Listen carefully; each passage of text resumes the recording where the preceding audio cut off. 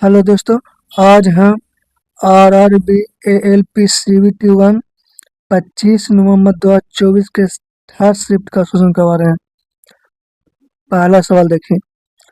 अर्पिता 9 संतरे और 8 केला 276 रुपये में खरीदती है।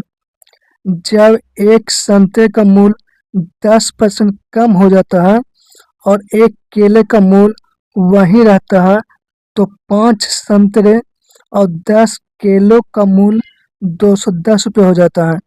तो पूछ रहा है कि 3 संतरे और 4 केले का आरंभिक मूल्य ज्ञात कीजिए। सवाल क्या कर रहा है कि 9 संतरा और 8 केला का मूल्य 276 रुपया है। यदि एक संतरे का मूल्य 10% कम हो जाता है और एक केला का मूल्य वही रहता है, तो 5 संतरा और 10 केला का मूल्य 210 रुपये हो जाता है। तो पूछ रहा है कि 3 संतरा और 4 केला का मूल्य क्या होगा, इन्हें पूछ रहा है। सवाल क्या कर रहा है, सवाल दिया हुआ है कि माना कि एक संतरा का मूल्य 1 रुपया है, तो 9 संतरा का मूल्य कितना रुपया होगा, 9 होगा कि नहीं। माना कि एक केला का मूल्य 12 रुपया है, तो 8 केला का मूल्य कितना होगा, 8/। और इसी का सम कितना दिया गया, 276 रुपये दिया कि नहीं। हमने क्या माना, एक संतरा का मूल्य 1 रुपया है, तो 9 संतरा का मूल्य 9 रुपया और एक केला का मूल्य 12 रुपया माने, तो 8 केला का मूल्य 8/। तो दोनों का सम कितना होगा, 276 रुपया होगा कि नहीं। अब सवाल क्या कर रहा है कि अगर हम एक केला का मूल्य, जिसमें एक संतरा का मूल्य 10% कम कर दिया जाए, 10% कम करने का मतलब क्या हुआ कि पहले एक संतरा का मूल्य 1 रुपया था, अगर हम इसका 10% कम कर देते हैं, मतलब अब उसका मूल्य कितना होगा, 9/10 हो गया कि नहीं। मतलब पहले एक संतरा का मूल्य 1 रुपया था, तो 10% कम कर देगा, मतलब अब संतरा का मूल्य 9 1/10 हो गया कि नहीं।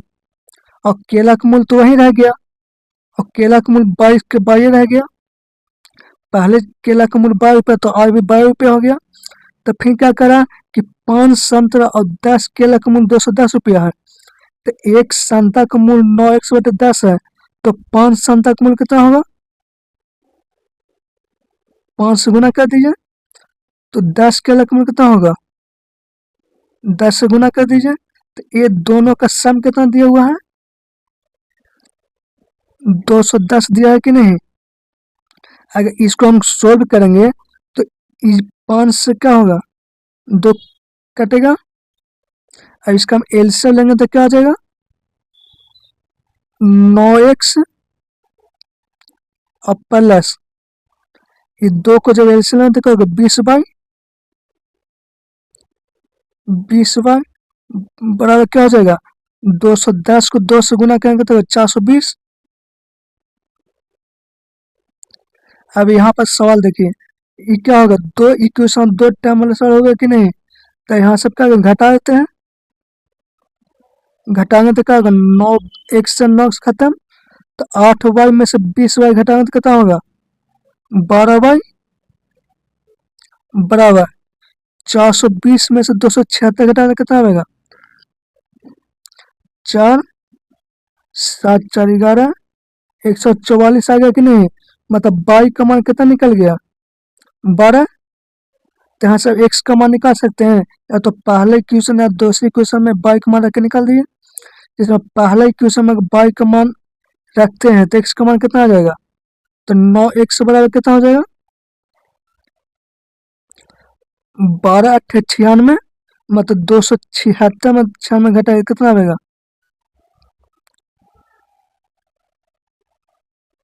276 में अगर हम 96 घटाते हैं तो कितना आ जाएगा, 0 8 180 आ गया कि नहीं। मतलब कितना हो गया, 180। मतलब 9x बराबर कितना हो गया, 180। तो x का मान कितना हो गया, 20। एक्स क्या मानते हैं, एक संतरा का मूल्य, मतलब एक संतरा का मूल्य 20 रुपया है और एक केला का मूल्य 12 रुपया है। तो पूछ क्या रहा कि 3 संतरा और 4 केला का मूल्य कितना होगा। तो एक संतरा का मूल्य 20 रुपया, तो 3 संतरा का मूल्य 60 रुपया और एक केला का मूल्य 12 रुपया, तो 4 केला का मूल्य 48 रुपया। तो ये दोनों का सम कितना होगा, 108 रुपया होगा कि नहीं। और यही तो आपसे पूछ रहा था आंसर। अगला सवाल देखिए, दूसरा सवाल देखिए। ये सवाल भी RRB ALP CVT 1 25/9/2024 शिफ्ट का ही पूछा सवाल है। ये क्या कह रहा है, एक व्यक्ति अपनी आय का 1/3 7% साधारण ब्याज पर, 1/4 8% साधारण ब्याज पर और अपनी आय का शेष भाग 10% साधारण ब्याज पर निवेश करता है। यदि वर्ष के अंत में प्राप्त कुल ब्याज 561 है तो उसकी मूल आय कितनी थी। इन्हें सवाल पूछ रहा है। तो हम क्या करते हैं कि जो फ्रैक्शन में दिया है, जो 3 और 4 जो फ्रैक्शन में दिया है, इसका एलसीएम को ही हम टोटल मान लेते हैं 12। मान लेते हैं कि टोटल उसने 12 रुपया का इन्वेस्ट किया था, मतलब टोटल उसने 12 का इन्वेस्ट किया था, उसका 1/3 मतलब क्या होगा 4, मतलब 4 रुपया को उसने 7% साधारण ब्याज पर इन्वेस्ट किया। फिर उसने क्या किया कि कुल राशि का 1/4 मतलब क्या हुआ कि 12 का 1/4 कितना होगा 3, तो 3 यूनिट राशि को उसने 8% ब्याज पर इन्वेस्ट किया। फिर शेष कितना बचा, तो 4 3 7 5 बचा शेष, तो 5 यूनिट धनराशि को उसने 10% पर इन्वेस्ट किया। तो पूछ क्या रहा कि वर्ष के अंत में उसको टोटल 561 रुपया ब्याज प्राप्त हुआ। अगर हम 4 यूनिट इन्वेस्टमेंट को अगर 7% रेट पर 1 साल के लिए इन्वेस्ट करेंगे तो कितना ब्याज मिलेगा, 28% ब्याज मिलेगा कि नहीं। और अगर उसी तरह से 3 यूनिट प्रिंसिपल को अगर हम 8% ब्याज दर पर 1 साल के इन्वेस्ट करेंगे तो कितना ब्याज मिलेगा, 24 ब्याज मिलेगा कि नहीं, 24%। उसी तरह से 5 यूनिट प्रिंसिपल को अगर हम 10% साधारण ब्याज पर 1 साल के इन्वेस्ट करेंगे तो कितना ब्याज मिलेगा, 50%। तो टोटल कितना ब्याज मिल गया, 8 4 12, 5 और 9 1 10,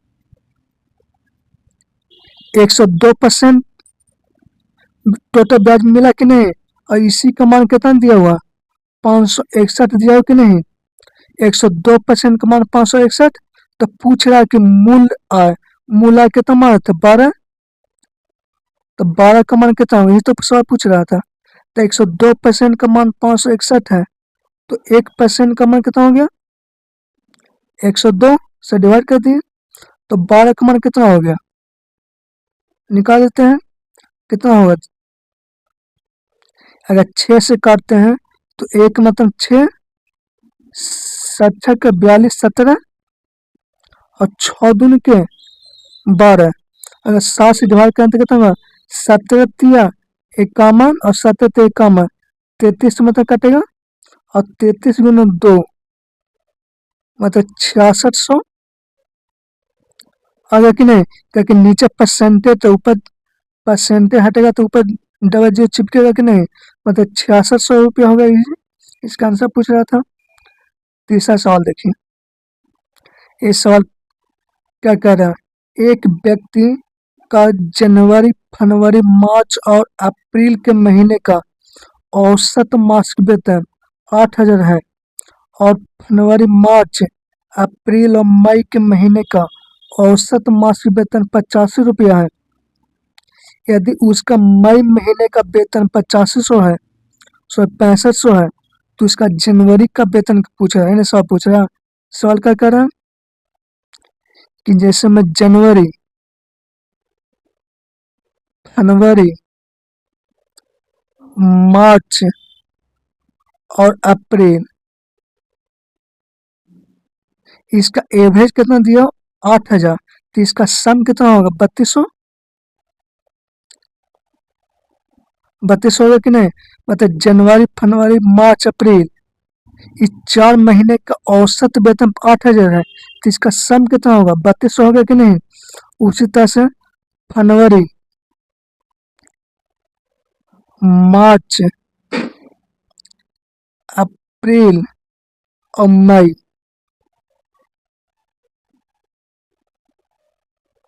इसका एवरेज कितना दिया हुआ, 8500 दिया हुआ, तो इसका सम कितना हो जाएगा, 8500 को 4 से गुना कर देते हैं, कितना हो गया, पंचों के 20, अच्छों के 32, 34, इतना रुपये होगा कि नहीं। मतलब फरवरी मार्च अप्रैल और मई, इस 4 महीने का एवरेज दिया हुआ, तो इसका सम कितना होगा, 4 से गुना कर दिया, इतना सम होगा कि नहीं।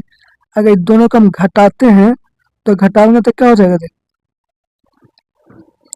तो फरवरी से फरवरी कट जाएगा कि नहीं, और मार्च से मार्च और अप्रैल से अप्रैल कट गया, तो बचा क्या चीज, जनवरी माइनस मई, इन दोनों का अंतर कितना हो गया,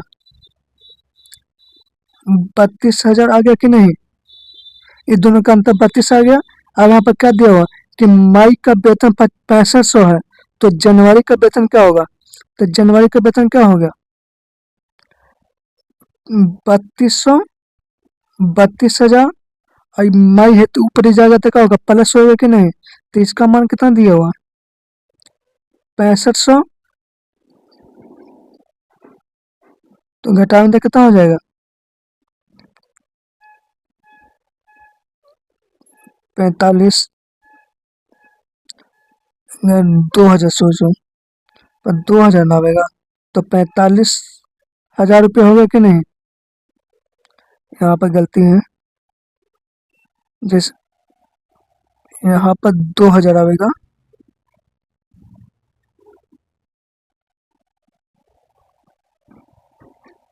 मतलब जनवरी और मई का अंतर कितना, 2000 है कि नहीं, तो हम जनवरी का मान निकाल सकते हैं। अगर 2000 ई पटी है, ई मई को पटी लेगा तो प्लस 6500 होगा कि नहीं, तो दोनों घटाने तो 45,000 रुपये होगा कि नहीं। और ये आपसे पूछ रहा था कि जनवरी का वेतन कितना होगा। अगला सवाल देखिए, चौथा सवाल। सवाल क्या कर रहा, कि प्रत्येक 2 वर्ष के अंतर पर जन्मे 5 बच्चों की आयु का योग 40 वर्ष है, तो सबसे बड़े बच्चे की आयु कितना होगा।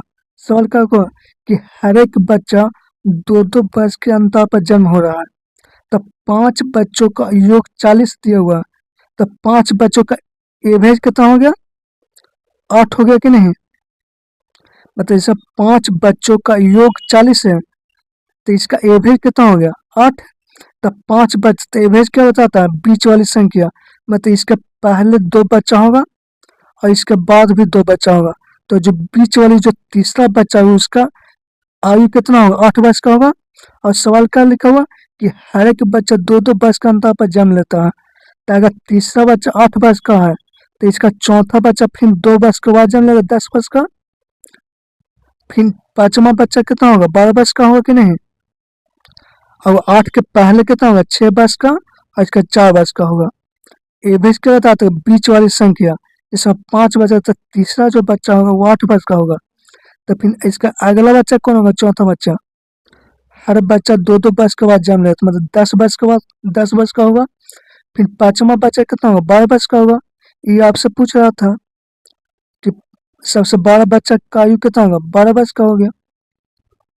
पांचवा सवाल देखिए। सवाल क्या कर रहा है कि 3 के प्रथम 5 गुंजों का औसत कितना है। मतलब 3 का मल्टीपल 5 संख्या का एवरेज पूछ रहा है ना, पूछ रहा। तो 3 का मल्टीपल 5 संख्या कौन होगा, 1+2 और +3, इस तरह से कहाँ था 5 तक।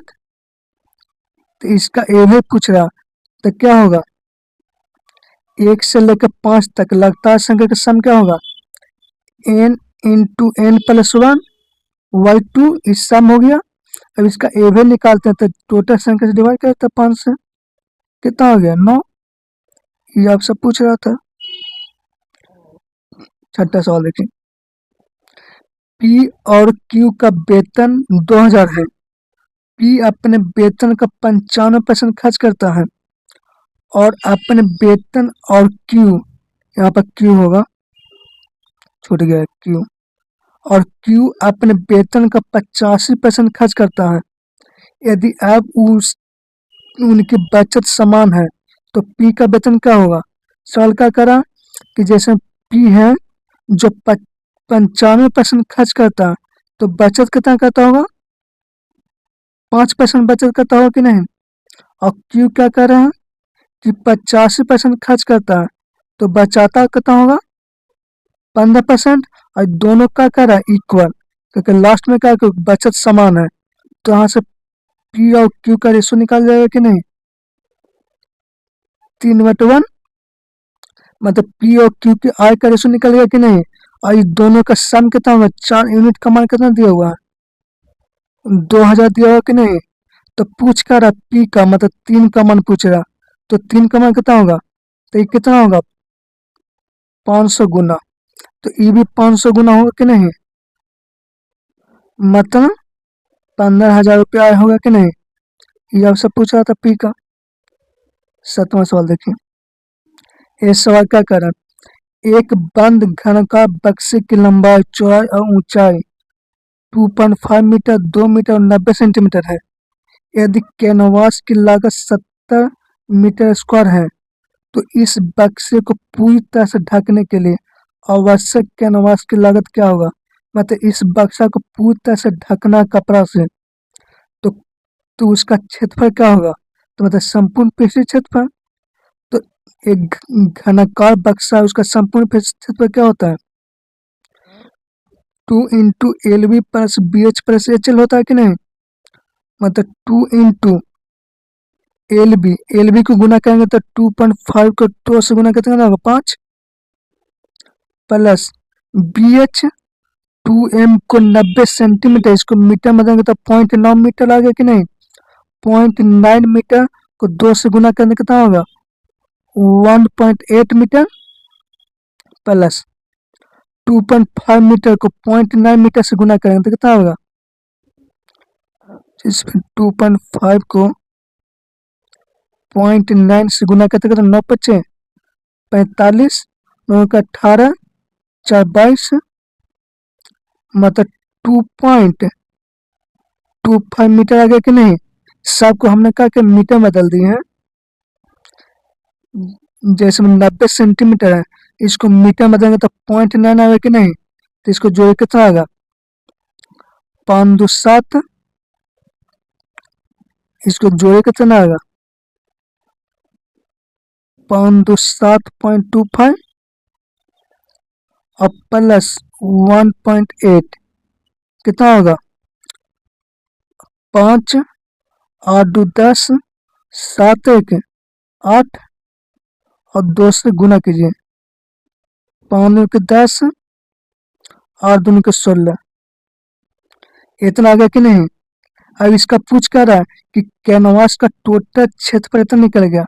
अब कह रहा है क्या चीज कि 1 मीटर स्क्वायर का खर्चा 70 सेंटीमीटर है, तो इतना मीटर स्क्वायर का खर्चा कितना होगा? 70 से गुना कर देते हैं। 7 7 क्या गलती हुआ क्या? 5 2 7.25, 1.8, 5 8 2 10, 8 1 9, 9 2 का 18 और 9 वगैरह यहाँ पर 9 वगैरह, 9 2 के 5 2 के 10, 9 2 के 18,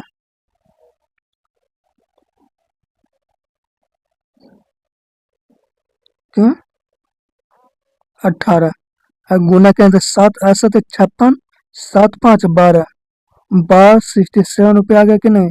ये आपसे आंसर पूछ रहा था। 8वां सवाल देखिए, ये क्या कर रहा है कि देखिए जो डेट का फॉर्मूला है कि नहीं, A square plus B square plus C square. अब यहाँ पर ध्यान से देखिएगा तो 6ab और 2ac दोनों में माइनस दिया हुआ है।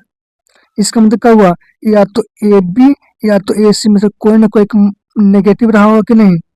अगर सोचिए कि अगर यहाँ पर 6 BC में प्लस दिया हुआ है, इसका मतलब क्या हुआ कि BC सवाल को अगर ध्यान से देखें तो क्या है कि A और C बीच वाला को देखे 6 BC ये पॉजिटिव है, इसका मतलब B और C का रहा होगा, पॉजिटिव रहा होगा। लेकिन अगर A को हम नेगेटिव बनाते हैं, सवाल में 6AB में कौन सा नेगेटिव होगा और 2AC में एक नेगेटिव, तो कौन सा नेगेटिव होगा? तो अगर ऑप्शन से देखते हैं तो A² और 9B² C², तो C² है, इसका मतलब पहला ऑप्शन तो होगा नहीं है, तो अगर 2C है इसका स्क्वायर होगा तो 4 आएगा, तो ये ऑप्शन पर छट गया। और दूसरा कि नेगेटिव है तो ये प्लस वाला भी नहीं होगा, ऑप्शन से चले तो यहाँ पर C² तो 2C तो होगा, 2C का स्क्वायर का तो 4C² आ जाएगा, जो गलत है। और यहाँ पर नेगेटिव इसमें तो पॉजिटिव वाला नहीं होगा, नहीं।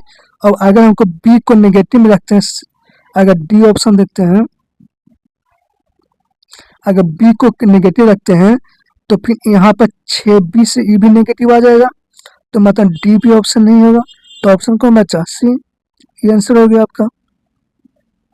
अगला सवाल देखिए, ये क्या कह रहा है कि समीर के पास 6 सेंटीमीटर व्यास वाली एक ठोस धातु की गेंद है, वह इसे पिघलाता है और इस पदार्थ का उपयोग एक ठोस बेलन बनाने के लिए करता है। यदि बेलन का व्यास गेंद के व्यास के समान है तो ऊंचाई क्या होगा? क्या कह रहा कि एक गेंद है, इसको पिघलाकर एक बेलन बनाया जाता है जिसका व्यास गेंद के व्यास के समान है। मतलब हम क्या करें कि एक गेंद जो गोलाकार है उसको पिघलाकर हम बेलन बना रहे हैं, मतलब दोनों को हम क्या करते हैं? आयतन बराबर करते हैं। तो गोला का आयतन क्या होगा? 4/3, ताकि कोई भी गेंद होता है गोलाकार टाइप के होता है, तो उसका आयतन क्या? 4/3 पाई R³ 3 का क्यूब। अब बेलन का आयतन क्या होगा? पाई R² गुने H, क्योंकि दोनों का व्यास समान है तो रेडियस भी समान होगा। तो ऊंचाई कितना हो गया? 4। ये आपसे पूछ रहा था। अगला सवाल देखिए, 10वां सवाल। ये क्या कह रहा है कि दो समानांतर सड़कों के बीच 10 मीटर की एक मीनार है। मीनार के शिखर से दोनों सड़कों के अवनयन कोण 30 डिग्री और 45 डिग्री है, तो सड़कें एक दूसरे से लगभग कितनी दूरी पर है? इन्हें सवाल कर रहा। क्या कर रहा कि दो सड़क है, उसके बीच में एक मीनार है, जैसे में ये एक क्या मीनार है, दो सड़क के बीच में मीनार है, और इस दोनों और मीनार के शिखर से दोनों सड़क के अवनयन कोण दिया हुआ, मतलब इस तरह से होगा। अगर मानते कि 30 डिग्री का कोण बना रहा है तो ये कितना कोण बना रहा होगा? 45 डिग्री का। और ये कितना 10 मीटर का है। इन्हें सवाल है, मतलब दो सड़क के बीच में एक मीनार है 10 मीटर का, अब ये दो शिखर से 30 डिग्री 45 डिग्री कोण बना रहा है, ये होगा कि नहीं? अब 45 है तो ये भी कितना होगा? 45 डिग्री का कोण होगा कि नहीं? और ये कितना होगा? 90 डिग्री। तो 45 45 90 1 1 √2, 45 के सामने 10 है तो ये भी 10 होगा, क्योंकि 1 1 √2 होता है 45 45 का, और 30 के सामने 10 है तो 60 के सामने क्या होगा? 10√3।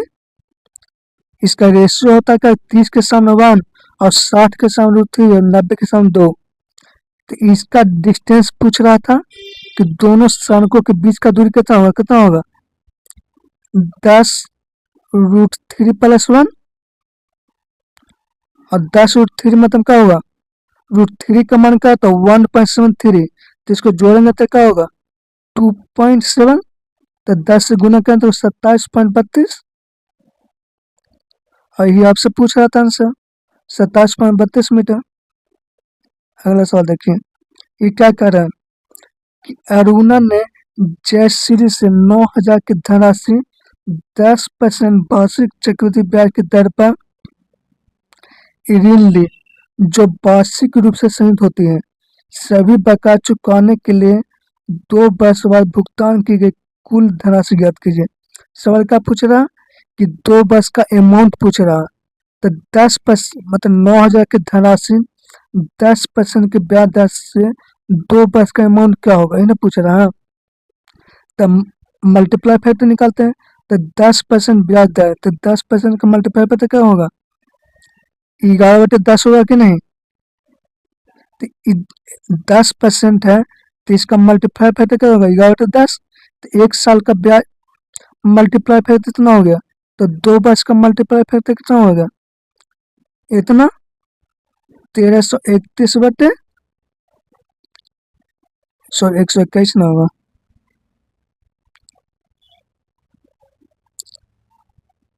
121/100। 2 साल का मल्टीप्लाई फैक्टर होगा कि नहीं, मतलब 100 प्रिंसिपल है तो अमाउंट कितना होगा, 121। अब सवाल क्या दिया हुआ, कि 100 का मान 9,000 रुपया दिया हुआ, तो ये कितना होगा, ये भी 90 गुना होगा कि नहीं। जब ये 90 गुना है तो ये भी 90 गुना होगा कि नहीं। 9 9 दूनी के 18, 9 1 10, इतने रुपये होगा कि ना अमाउंट। और ये तो सवाल से पूछ रहा था कि 10 8 9 डी आंसर हो गया। इस सवाल पूछा 2 साल का अमाउंट। इस सवाल देखिए, सवाल क्या कह रहा है, यदि 3 संख्या 5 अनुपात 6 अनुपात 8 के अनुपात में उनका योग 3800 है, तो योग कितना है, 16 5 11 19। तो 19 यूनिट का मान कितना दिया हुआ, 3800, 20 गुना 200 गुना। तो सबसे बड़ा कौन, 8। तो 8 का मान भी 200 गुना होगा कि नहीं, 1600। और ये आपसे पूछ रहा था 1600। तेरह देखिए, 50 से छोटी अभाज्य संख्या का कुल संख्या कितना होगा, मतलब 1 से लेकर 50 तक कितने अभाज्य संख्या होता है, 15। ये आपसे पूछ रहा था। 14 सवाल क्या कर रहा है, चतुर्भुज पी क्यू आर एस में यदि कोण क्यू और कोण एस का योगफल 150 डिग्री है, तो कोण पी और कोण आर का रेशो 4/3 है, तो आर का हम पूछ रहे हैं। एक चतुर्भुज के चारों कोण का सम 360 डिग्री होता है। अगर 2 कोण का सम 150 डिग्री है, तो बाकी 2 कोण का सम कितना होगा, 210 डिग्री।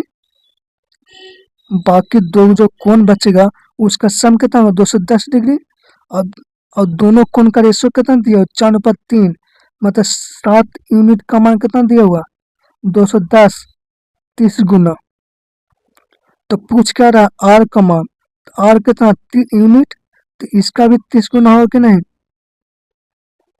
तो 90 डिग्री का मान होगा कि नहीं। ये तो आपसे पूछ रहा था 90 डिग्री।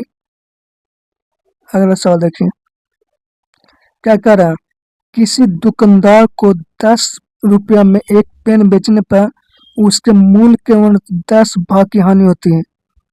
1/10 न 1/11 होगा, 1/11 है, मतलब उसके मूल्य के 1/11 की हानि होती है।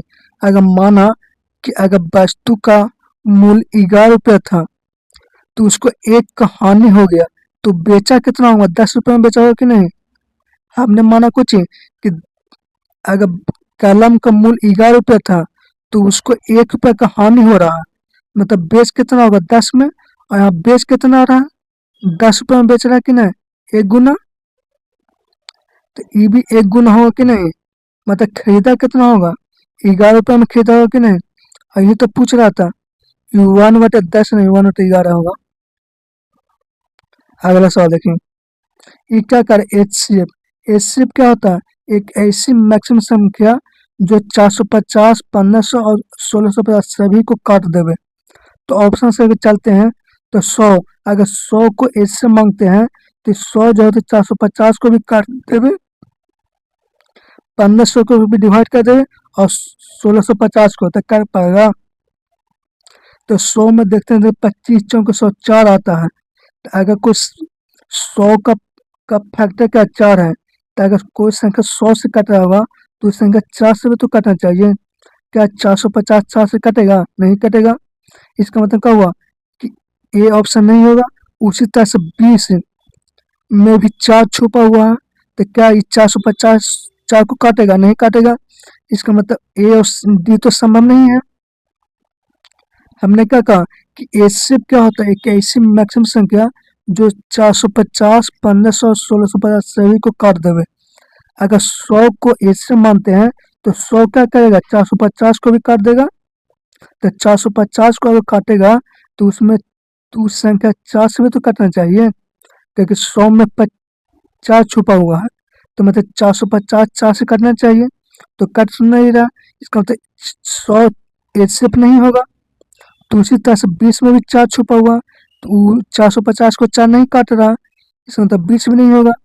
तो बचा 50 या 150। अब कौन होगा? तो 150 को देखते हैं, तो 450 को भी काट दे रहा है, 1500 को भी काट दे रहा है, और 1650 को भी काट दे। इसका मतलब 1500 आंसर हो गया इसका। अगला सवाल देखिए, ये क्या कर रहा है? एक कार 80 किलोमीटर की दूरी 20 की 4 से जाता है और 30 किलोमीटर की दूरी 30 की स्पीड से जाता है, तो औसत चाल क्या होगा? तो एवरेज क्या होगा? टोटल डिस्टेंस बटे टोटल टाइम। टोटल डिस्टेंस कितना होगा? 80 और 30 110। टोटल डिस्टेंस बटे टोटल टाइम कितना होगा? 80 की दूरी 20 के स्पीड से जाएगा तो 4 घंटा टाइम लगेगा कि नहीं? उससे 30 की दूरी 30 के स्पीड से जाएगा तो 1 घंटा टाइम लगेगा कि नहीं? अगर 30 के स्पीड से जाएगा तो कितना टाइम लगेगा? हमने क्या निकाला कि औसत चाल। तो औसत क्या होता है? टोटल डिस्टेंस होता है टोटल टाइम। अगर 20 किलोमीटर की दूरी को अगर 20 के स्पीड से जाएगा तो 4 घंटा का टाइम लगेगा। 30 किलोमीटर की दूरी 30 के स्पीड तो 1 घंटा 5, तो कितना होगा? 22 किलोमीटर पर घंटा होगा कि नहीं? ये ऑप्शन से पूछ रहा था। 18 देखिए, ये क्या कह रहा है कि 72 किलोमीटर पर घंटे की 4 से 4 एक रेलगाड़ी को एक खंभा को पार करने में 24 सेकंड समय लगता है, तो कितना दूर तक तो रेलगाड़ी की लंबाई क्या होगा? स्पीड गुने टाइम। 72 का स्पीड से जा रहा, तो इसको अगर मीटर पर सेकंड बदलेंगे तो 5/18, और इसको टाइम से गुना करते हैं, और स्पीड गुना टाइम। 18 चौके 5 20, 480 आ गया कि नहीं? ये आंसर पूछा था आपसे। अगला सवाल देखिए, 30% और 35% का सक्सेस भी क्या होगा? 65 माइनस 35 15 3 3 9 10.5, तो इसको घटाओगे तो कितना होगा? 54.5 आएगा कि नहीं? ये आपका आंसर हो गया। 20 सवाल देखिए, ये क्या कर रहा है? भागा है 3 6 के बाद 6 का 18, आंसर हो गया। जय हिंद दोस्तों।